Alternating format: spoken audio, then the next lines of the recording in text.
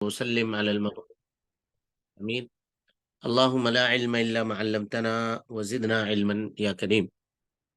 قال المصنف رحمه الله تبارك وتعالى وإيانا وعن بسرة بنت صفوان رضي الله عنهما رضي الله عنها أن رسول الله صلى الله عليه وسلم قال من مس ذكره فليتوضأ أخرجه الخمسة وصححه الترمذي وابن حبان.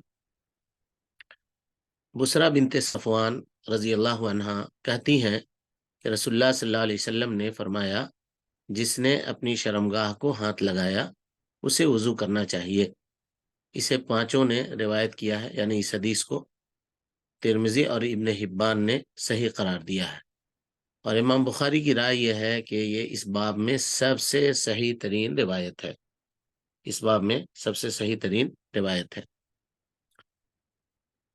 اب اس حدیث پہ کئی پہلو سے گفتگو کی جا سکتی ہے نا. اس کے مقابلے میں ایک حدیث آتی ہے تو اس پہلو سے بھی گفتگو کریں گے. اور کیا یہ حدیث صرف مردوں کے لیے خاص ہے یا خواتین کے لیے بھی ہے، اس پہ گفتگو ہوگی. اور اسی طریقے سے کیا شہوت اور بغیر شہوت میں فرق ہوگا، اس پہ گفتگو ہوگی. تو یہ کئی ایک معاملے ہیں اس میں سمجھنے کے، جس کو سمجھنے کی کوشش کیجیے آپ لوگ. سب سے پہلے اس حدیث میں کیا یہ حدیث کسی حدیث سے ٹکراتی ہے؟ تو ہاں، حضرت طلق ابن علی کی روایت ہے. وہ کہتے ہیں کہ انہوں نے نبی صلی اللہ علیہ وسلم سے پوچھا، سوال کیا کہ کوئی آدمی اگر اپنی شرمگاہ چھوئے تو کیا اس کا وضو ٹوٹ جائے گا؟ تو اللہ کے نبی صلی اللہ علیہ وسلم نے فرمایا کہ حل ہوا الا بضعۃ منک، وہ تو تمہارے جسم کا ایک حصہ ہے. جیسے جسم کا حصہ سر ہے، آنکھ ہے، کان ہے، ناک ہے، اسی طرح سے وہ ہے. تو اگر آدمی کوئی سر چھوتا ہے تو اس کو وضو کرنے کی ضرورت نہیں ہے. اس کا یہ مطلب ہوا. یہ ایک روایت ہوئی. یہ روایت ہے نبی صلی اللہ علیہ وسلم جب مدینہ منورہ آئے تھے، ابھی مسجد کی تعمیر کر رہے تھے، مسجد نبوی کی، اس وقت کی روایت ہے. اور یہ بسرا بنت صفوان جو ہے یہ ایک دم آخری زمانے میں مسلمان ہوئی ہیں، فتح مکہ کے بعد. بسرا بنت صفوان، تو ان کی یہ روایت ہے. تو قاعدہ یہ ہے کہ اگر دو ایسی روایتیں جو آپس میں ٹکرائیں اور ان کی تاریخ پتہ ہو، جیسے یہاں پتہ ہے طلق ابن علی کی روایت جو ہے وہ پہلے کی ہے، اور بسرا بنت صفوان کی جو روایت ہے بعد کی ہے. کیسے پتہ چلا؟ تو پتہ چلا کہ طلق ابن علی یہ پہلے مسلمان ہوئے ہیں، اور بسرا بنت صفوان جو ہیں یہ بعد میں مسلمان ہوئی ہے. یہ بعد میں مسلمان ہوئی ہے. تو ان دونوں میں یہ فرق ہوا کہ یہ بعد والی روایت پہلے والی روایت کو کیا کرے گی؟ منسوخ کر دے گی. یعنی پہلے والی روایت کا جو حکم ہے بعد والی اس روایت سے ختم ہو جائے گا. یعنی طلق ابن علی کی روایت کا جو حکم تھا وہ بسرا بنت صفوان کی روایت سے کیا ہو جائے گی؟ منسوخ ہو جائے گی. ایک مسلک تو یہ ہے. دوسرے لوگ کہتے ہیں کہ نہیں، اگر دونوں حدیثوں پہ عمل کر سکتے ہیں تو ایک کو ناسخ دوسرے کو منسوخ بنانے کی ضرورت نہیں ہے. تو کہا کیسے عمل ہوگا دونوں حدیثوں پر؟ کہا کہ یہ کہو کہ اگر کوئی آدمی شہوت سے چھوئے تو اس کا وضو ٹوٹ جائے گا، اور بغیر شہوت کے چھوئے تو اس کا وضو نہیں ٹوٹے گا. شیخ ابن عثیمین رحمۃ اللہ علیہ نے اسی کو راجح کہا ہے، اسی کو راجح قرار دیا ہے. اسی طریقے سے یہ دوسرا پہلو ہوا اس کے اوپر. اور تیسری بات یہ ہے کہ حدیث کے الفاظ ہیں، دیکھیے غور سے، من مس ذکرہ فلیتوضا. تو ذکر کہتے ہیں جی عام طور پہ یہ مرد کے شرمگاہ کو، تو خواتین کو الگ کر دیا جائے اس سے. تو کہیں نہیں، ایک دوسری روایت ہے جس میں فرج کا لفظ ہے. تو فرج کہتے ہیں دونوں جنس کے شرمگاہ کو، اور فرج اگر کہیں گے تو پورا پردہ کی جو پوری جگہ ہے وہ پوری جگہ اس سے مراد ہوگی. پوری جگہ وہ اس سے مراد ہوگی، چاہے مرد ہو چاہے عورت ہو، شرمگاہ کی جو جگہ ہے وہ پوری مراد ہوگی اس میں. بہرحال بسرا بنت صفوان رضی اللہ عنہا کہتی ہیں کہ انہوں نے اللہ کے نبی صلی اللہ علیہ وسلم سے سنا ہے کہ آپ نے کہا کہ من مس احدکم ذکرہ فلیتوضأ، تم میں کا کوئی آدمی اگر اپنی شرمگاہ چھوئے، اسی لیے دیکھیے وہاں شرمگاہ ترجمہ کیا ہے نا، اگر چھوئے تو وہ وضو کرے۔ حدیث بسرا جو ہے، جو ابھی آپ نے پڑھا ہے، صحیح ترین روایت ہے اس باب میں، جیسا کہ امام بخاری کی رائے ہے، امام بخاری کی رائے ہے، احمد ابن معین، امام ترمذی، امام حاکم، امام دار قطنی، امام بیہقی اور بہت سارے علماء نے اس کو صحیح کہا ہے۔ اور بعض لوگوں نے اس حدیث کو کے اوپر کلام بھی کیا ہے جی، اس حدیث کے اوپر کلام بھی کیا ہے، کہتے ہیں کہ اس کے راوی میں ایک راوی ہے مروان، ہے نا، مروان ہے، وہ حضرت طلحہ رضی اللہ تعالیٰ عنہ کو قتل کرنے والے ہیں، ہے نا، اور ان کے بارے میں یہ کہا گیا ہے کہ وہ حدیث پہ اہتمام نہیں کیا کرتے تھے۔ بہرحال اس حدیث کے سبب ورود کے تعلق سے اور راویوں کے تعلق سے تھوڑا بہت کلام ہے، لیکن حدیث مجموعی اعتبار سے درست اور صحیح ہے۔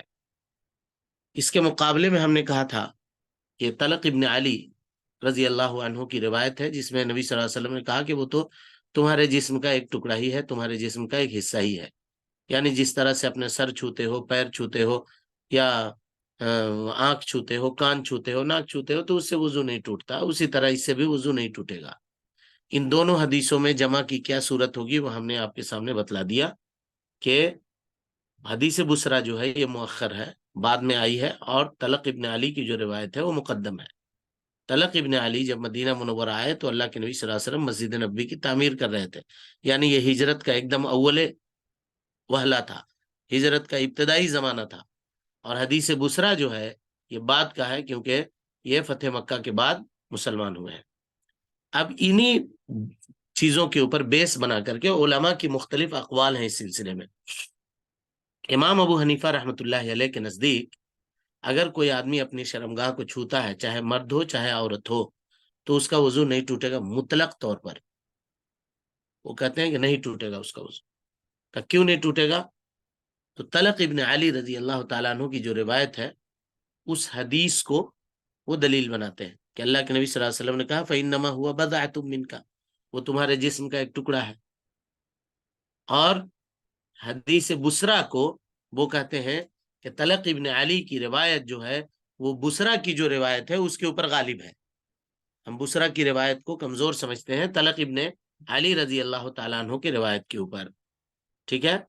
اور شیخ الاسلام ابن تیمیہ رحمۃ اللہ علیہ بھی اسی جانب گئے ہیں جی، اسی جانب ان کا بھی رجحان یہی ہے۔ لیکن صناعت حدیث کے طرف سے اگر دیکھیں گے، حدیث کا جو فن ہے اس اعتبار سے اگر آپ دیکھیں گے، اور وہ ضابطے جس کو علماء نے حدیث کو سمجھنے کے لیے متعین کیا ہے اس اعتبار سے اگر آپ دیکھیں گے تو بسرا والی جو روایت ہے جس کو ابھی آپ نے پڑھا ہے اس میں زیادہ قوت معلوم ہوتی ہے کہ طلق کے مقابلے میں یہ حدیث بعد میں آنے والی روایت ہے، اور بسرا کی جو روایت ہے زیادہ راجح ہے، اور حدیث طلق کے اوپر بسرا کی روایت جو ہے وہ متاخر ہے۔ لیکن جیسا کہ ہم نے بتلایا کہ بعض اہل علم کا مسلک اس مسئلے میں یہ ہے کہ وہ کہتے ہیں کہ جب دونوں حدیثوں پر عمل ممکن ہو رہا ہے تو ایک کو کیوں چھوڑیے گا، ایک کو نہیں چھوڑیے، دونوں کے اوپر عمل کو ممکن بنائیے، اگرچہ وہ دونوں روایتیں صحیح ہیں۔ اگر ایک ضعیف ہے ایک صحیح ہے تو ٹھیک ہے، صحیح کے اوپر عمل کر لیں گے، ضعیف کو چھوڑ دیں گے۔ لیکن اگر دونوں روایتیں قوت میں برابر مل رہی ہیں اور جمع کرنے کی صورت بھی نکل رہی ہے تو جمع کرنے میں کیا دقت ہے، دونوں پر عمل ہو جائے گا۔ تو کہا کیا راستہ ہے دونوں پر عمل کرنے کا؟ تو کہا کہ یہی راستہ ہے کہ مان لو طلق ابن علی کی جو روایت ہے جس میں کہا کہ وضو نہیں ٹوٹے گا، اس میں کہا کہ بغیر شہوت سے چھوا تو، اور بسرا بنت صفوان کی جو روایت ہے جس میں کہا کہ وضو ٹوٹ جائے گا، اس میں کہا کہ اگر شہوت سے کوئی آدمی چھوئے تو اس کا وضو ٹوٹ جائے گا۔ یہ ایک مسلک ہے، اور اس کی دلائل کیا ہے وہ ہم نے آپ کے سامنے بتلا دیا۔ اب اگر کوئی پوچھے جمع کرنے کی صورت میں کیا ہوگی اور اس کی صورت میں کیا ہوگی تو بتائیے گا۔ جمہور کا راجح مسلک اس مسئلے میں یہ ہے کہ اگر کوئی آدمی ننگے ہاتھ سے اپنی شرمگاہ کو بغیر کپڑے کے چھوتا ہے تو ایسی صورت میں اس کا وضو ٹوٹ جائے گا، اور جب اپنی سے ٹوٹ جائے گا تو دوسرے کی بدرجہ اولا ٹوٹے گا۔ اب اس میں علت کیا ہے وہ اللہ رب العالمین ہی بہتر جانے. کچھ لوگوں نے یہ بیان کیا ہے کہ علت یہ ہے کہ عام طور پہ اس سے انسان کے نفسانی خواہشات کے اظہار کا وہ معاملہ ہوتا ہے، جس سے وضو وغیرہ ٹوٹنے کا خطرہ اور خدشہ ہوتا ہے. تو یہ مذنت ہے، مذنت ہے یعنی سبب ہے وضو ٹوٹنے کا. جیسے نیند کے بارے میں بتلایا تھا، نیند فی نفسی ہی ناقض وضو نہیں ہے، لیکن اگر آدمی سوتا ہے تو سونے والے کو پتہ نہیں ہے کہ نیند کی حالت میں کیا اس کے ساتھ معاملہ ہوا ہے، کیا نواقض وضو میں سے کچھ اس کے ساتھ ہو گیا ہے، ہوا وغیرہ کا اخراج ہو گیا ہے، کیا نہیں ہوا ہے اس کو پتہ نہیں ہے. تو ایسی صورت میں کہا کہ اگر گہری نیند میں گئے ہو تو وضو کر لو. تو اسی طرح سے یہاں کہا گیا، اور یہی بات دلیلوں کی روشنی میں زیادہ مناسب اور صحیح معلوم ہوتی ہے، اور علماء نے اسی کو راجح قرار دیا ہے. جی، لیکن اگر کپڑے کے اوپر سے چھو رہا ہے تو ایسی صورت میں اس کا وضو نہیں ٹوٹے گا. جی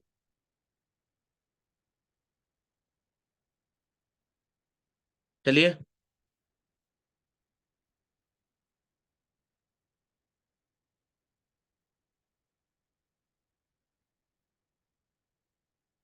پڑھیے بسم اللہ. والعاقبۃ للمتقین وصلی وسلم علی المبعوث رحمۃ للعالمین. اللهم لا علم الا ما علمتنا وزدنا علما یا کریم. قال المصنف رحمه الله تبارك وتعالى وإيانا.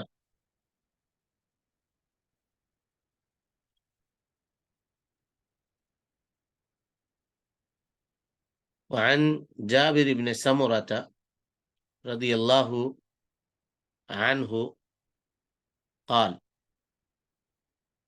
وعن جابر بن سمرة رضي الله عنهما أن رجلا سأل النبي صلى الله عليه وسلم أتوضأ من لحوم الغنم؟ قال إن شئت. قال أتوضأ من لحوم الإبل؟ قال نعم. أخرجه مسلم. جابر بن سمرہ رضی اللہ تعالیٰ عنہ روایت کرتے ہیں کہ ایک شخص نے اللہ کے نبی صلی اللہ علیہ وسلم سے پوچھا کہ کیا ہم بکرے وغیرہ کا گوشت کھا کر کے وضو کریں؟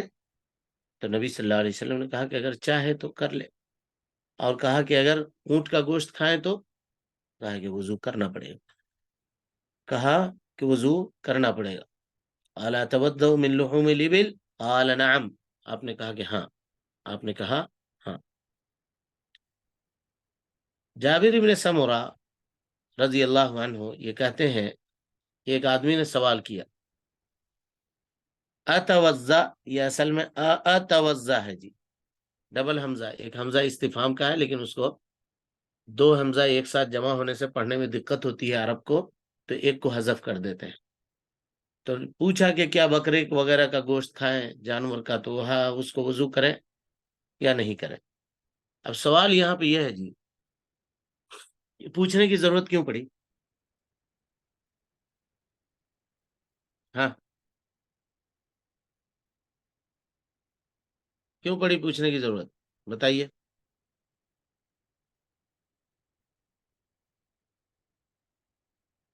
بولیے.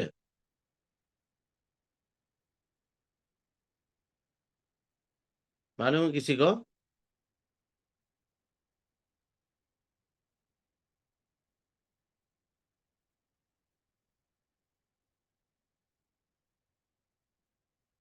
کسی کو معلوم ہے جی؟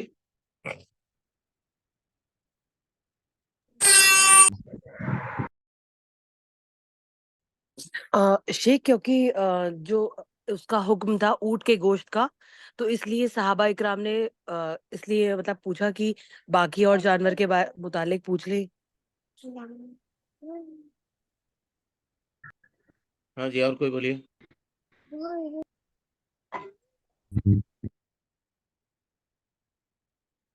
کیوں پوچھنے کی ضرورت پڑی؟ شیخ زیادہ وہاں پر گوشت کھایا جاتا نا، بکرے کا گوشت زیادہ کھایا جاتا شاید اس لیے. سوری شیخ وہاں پر السلام علیکم شیخ. اونٹ کے نہیں دودھ معلوم کے لیے سوال کرے نا اسی وجہ سے.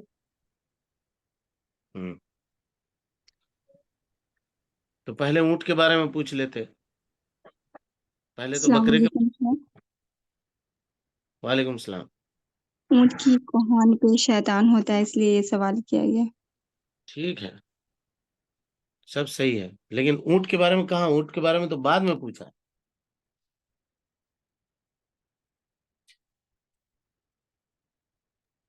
نہیں معلوم شیخ، آپ بتائیں. ہم تو بتائیں گے ہی انشاءاللہ. ہاں شیخ بکریاں وہاں پر چرواتے تھے، بکریاں وہاں پر رہتے تھے نا، تو بکری کا گوشت کھاتے تھے، عام تھا وہاں پر، اسی لیے پوچھے. ہاں جی، بولیے، اور کوئی جواب ہے کسی کے پاس؟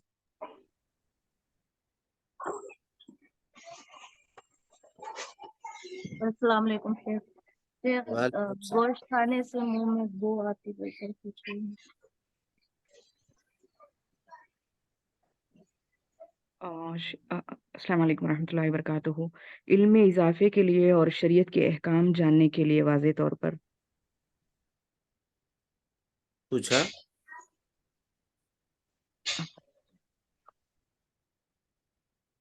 اس وجہ سے پوچھا جی.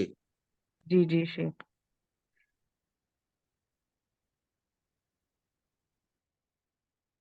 اور کوئی؟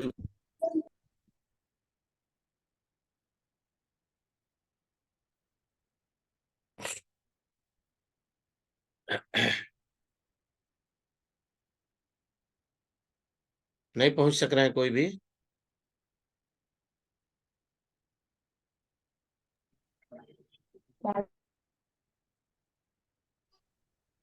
کوئی بھی نہیں پہنچ سک رہا. شریعت میں پہلے آگ پہ پکی ہوئی چیز کھا کے وضو ٹوٹ جاتا تھا، تو اس وجہ سے اس کے بارے میں سوال ہے. تو اللہ روٹی اعلم. روٹی آگ میں پکی ہوئی چیز ہے؟ السلام علیکم. روٹی آگ میں پکی ہوئی چیز ہے نہیں ہے جی؟ جی پکی ہوئی چیز ہے. بول تو سکتے تھے روٹی کھانے سے ٹوٹے گا یا نہیں شیخ ٹوٹے. السلام علیکم ورحمۃ اللہ وبرکاتہ. آگ پہ پکی ہوئی چیز کھانے سے وضو شیخ کرنا تھا پہلے حلال شریعت. جانوروں کے گوشت کھانے سے وضو ٹوٹ جائے گا، جاننے کے بارے میں معلوم کرنا تھا ان کو کہ کیا حلال بکری کا سوال جی ہے. السلام علیکم. یہ بکرے کا گوشت جو ہوتا ہے کافی چربی دار ہوتا ہے، کافی فیٹ ہوتا ہے، جو ہاتھ میں بھی کھانے کے بعد لگ جاتا ہے اور زبان میں بھی لگ جاتی ہے، تو اس کی وجہ سے شاید انہوں نے پوچھا ہوگا. شیخ یہ صحیح ہے کہ حلال گوشت کھانے کی وجہ سے معلوم کرنا تھا ان کو، اسی لیے میں نے بکری کے بارے میں سوال کیا ہے.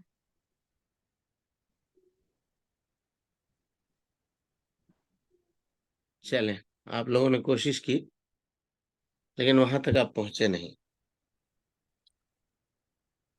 حدیث سمجھیے.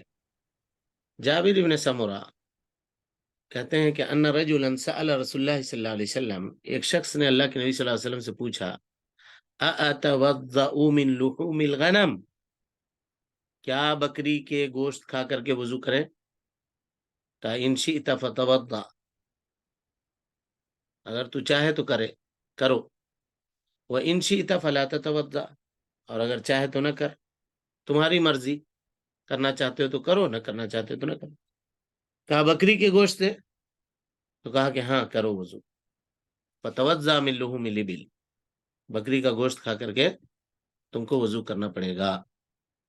اس سے پہلے آپ پڑھ چکے ہیں جی کہ نبی صلی اللہ علیہ وسلم نے کہا ہے صلو فی مرابض الغنم، بات آئی ہے آپ کے سامنے، بکریوں کے باندھنے کی جگہ نماز پڑھ سکتے ہیں. ولا تصلوا فی مواطن الابل، پڑھے ہیں نہیں پڑھے ہیں؟ جی شیخ. ہیں کیوں نہیں بولتے ہیں جی؟ نہیں پڑے. جی پڑھے ہیں شیخ. پڑھے جی پڑھے شیخ پڑھے تھے پڑھے تھے. پڑھے ہیں شیخ؟ پڑھے ہیں کہ بکرے کے جہاں پہ بکری باندھی جاتی ہے وہاں یہ پہ ہے ہم کہ نماز پڑھ سکتے ہیں. آپ لوگ بس، ہم کو میرے خیال سے یہ ہے کہ علم اتنا سیکھنا نہیں مطلوب ہے، لگ رہا ہے میرے خیال سے، ہم کو تو ایسا لگتا ہے کبھی کبھی. ورنہ ایک چیز پڑھائی ہوئی ہے، بولتے ہیں کہ نہیں پڑھے ہیں. نہیں پڑھایا تھا کہ کہاں کہاں نماز پڑھنا ہے، مقبرہ میں نہیں پڑھنا ہے، خانہ کعبہ کی چھت پہ نہیں پڑھنا ہے، فلاں جگہ نہیں پڑھنا ہے. وہ نہیں بتایا. جی شیخ پڑھا تھا. پھر کیوں یاد رکھتے ہیں؟ یعنی ایسا ہے کہ جو پڑھ لیا وہ پڑھ لیا، جانے دو، اس کو بند کر کے رکھ دو.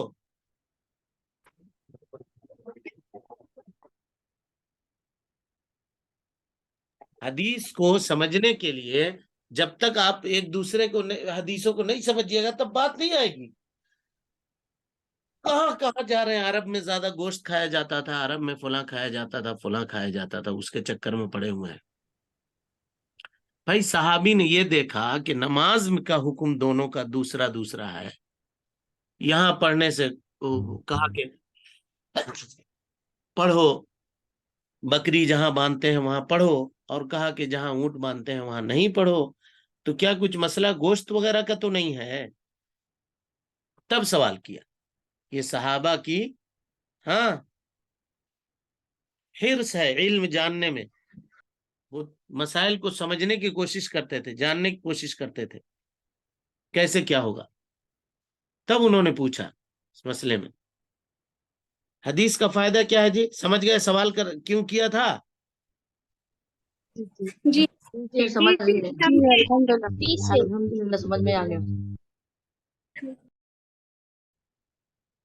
پہلے جو حدیثیں پڑھے ہیں نا روز، ہم کہتے ہیں کہ اس کو ایک مرتبہ ضرور پڑھی. آپ لوگ کیا کرتے ہیں باقی اوقات میں؟ کیا کرتے ہیں جی؟ کبھی پڑھتے ہیں جو پڑھائی ہوئی ہے یا دوسری کتاب پڑھتے ہیں آپ لوگ؟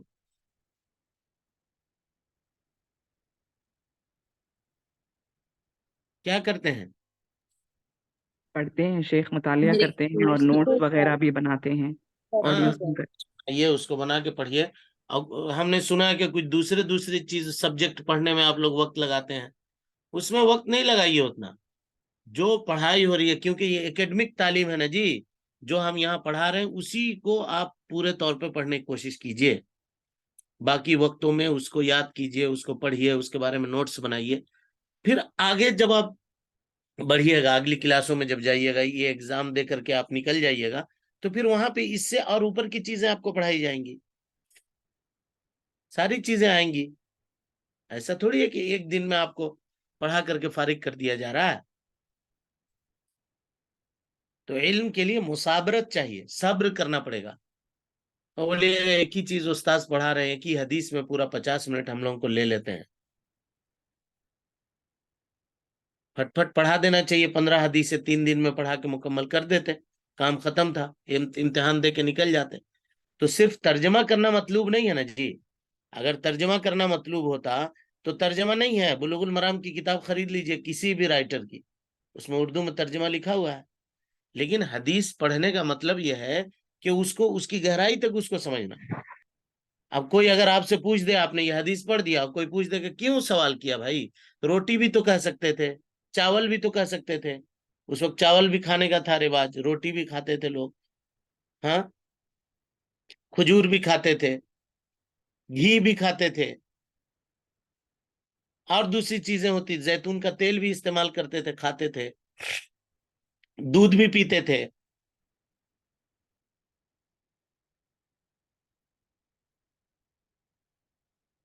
یہ بتانا پڑے گا کیا کس مسئلے سے اور کسی سے معاملہ ہے. بہرحال حدیث پڑھنے کا یہی طریقہ ہے، اسی طریقے سے کہ اس کو جانے. یہ حدیث اس بات کے اوپر دلالت کر رہی ہے، باب کی روایت جو ہے جابر بن سمرہ کی، کہ اگر کوئی آدمی بکرے کا گوشت کھاتا ہے تو اس پر وضو نہیں ہے. وضو سے مراد یہاں پہ وضو شرعی ہے جی. وضو سے مراد کیا ہے؟ وضو شرعی، جس میں آدمی نیت کرے، بسم اللہ پڑھے، اور اس کے بعد دونوں ہاتھوں کو دھوئے، کلی کرے، ناک میں پانی ڈالے، یہ والا وضو، اس طرح سے ترتیب والا. لیکن رہی بات اگر وضو کرنا دھونے کے معنی میں لیا جائے تو بالکل صحیح ہے.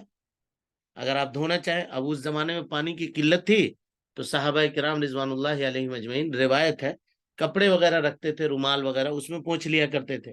یا نہیں تو کھانا کھایا اور انگلیاں چاٹ کر کے صاف کر لی. اب جو رہی صحیح، جو دسم وغیرہ باقی ہے، اس کو کیا کیا؟ کپڑے سے اچھے سے صاف کر لیا، ہے نا، کپڑے میں پوچھ کر کے اس کو صاف کر لیا. یہ بھی کیا کرتے تھے.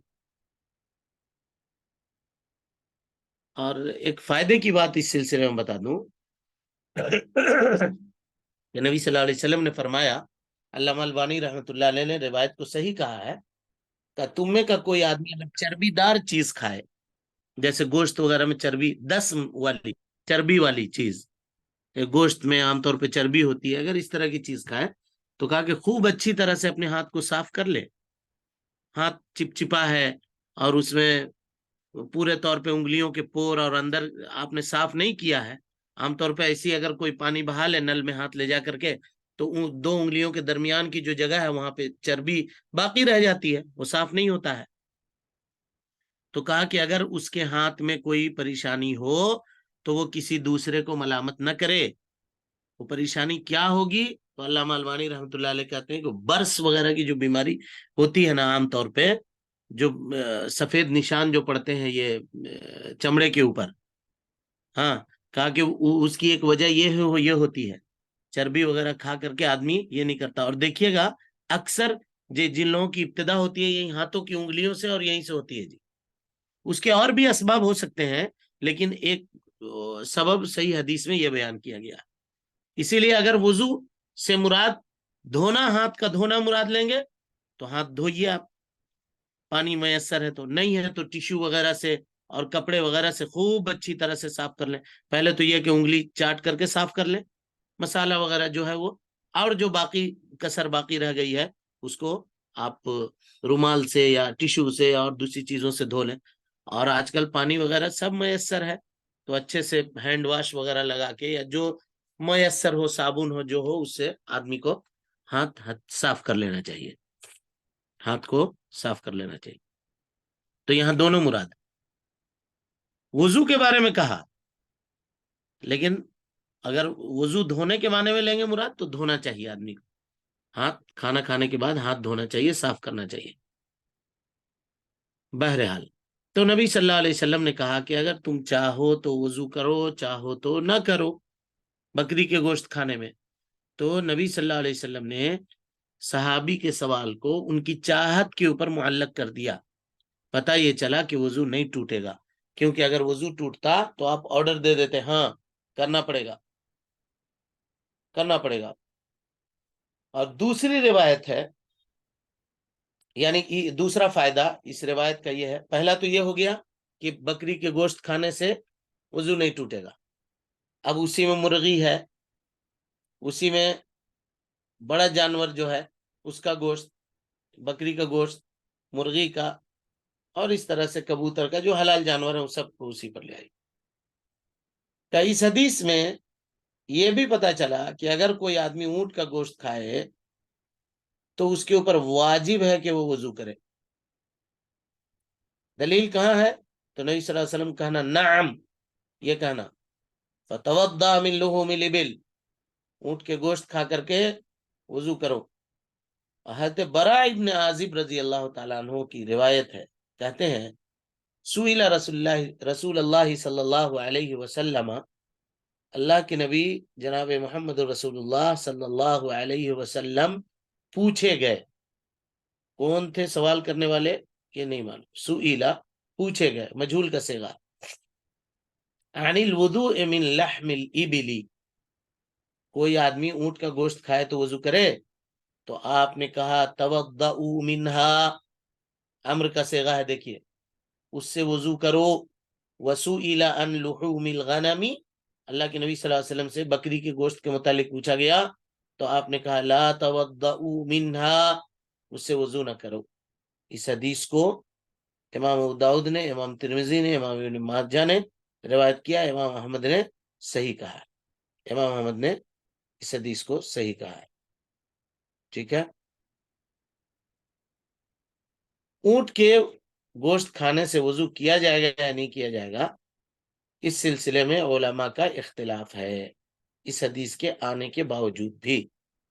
اور اختلاف کیا ہے، کس طرح کا ہے، اس کا تذکرہ ہم انشاءاللہ کل کے درس میں کریں گے. آپ لوگوں سے یہ گزارش ہے کہ اس حدیث کے بارے میں معلومات اکٹھا کر کے آئیے، جمع کر کے آئیے. ٹھیک ہے. السلام علیکم ورحمۃ اللہ وبرکاتہ. ریکارڈنگ